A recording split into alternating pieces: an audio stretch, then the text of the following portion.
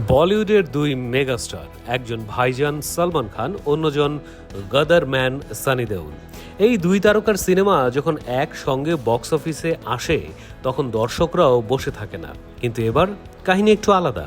একদিকে সিকান্দার, যেটা হওয়ার কথা ছিল ঈদের ব্লকবাস্টার, অন্যদিকে জাট, যেটা নিয়ে খুব একটা শোরগোল তোলেনি কেউ। কিন্তু এখন বক্স অফিসে দেখা যাচ্ছে একেবারে উল্টো চিত্র। 30 মার্চ মুক্তি পেয়েছে সালমান খানের সিকান্দার। নাম, পরিচালক, প্রোমো সব কিছুই ছিল হাই লেভেল।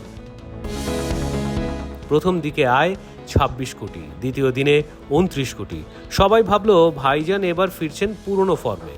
কিন্তু তৃতীয় দিন থেকেই আয় কমতে শুরু করলো। চতুর্দশ দিনে আয় মাত্র 40 লাখ।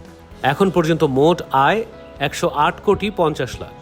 110 কোটি টাকার কাছাকাছি এসে থেমে গেছে সিনেমাটি। এই ফলাফল দেখে অনেকে বলছে স্টার পাওয়ার এখন আর আগের মতো কাজ করে না।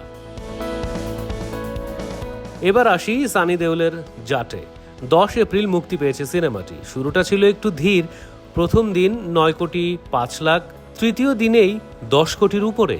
মাত্র 3 দিনেই আয় করেছে 26 কোটি 50 লাখ।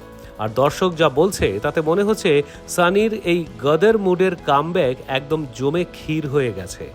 এখনও মোট আয়ে সিকান্দার অনেকটাই এগিয়ে, কিন্তু প্রশ্ন হচ্ছে কে ধরে রাখতে পারবে লং রান। সালমান কি পারবেন 150 কোটির ক্লাবে ঢুকতে, নাকি সানি 100 কোটির গন্ডি টপকে চমকে দেবেন সবাইকে?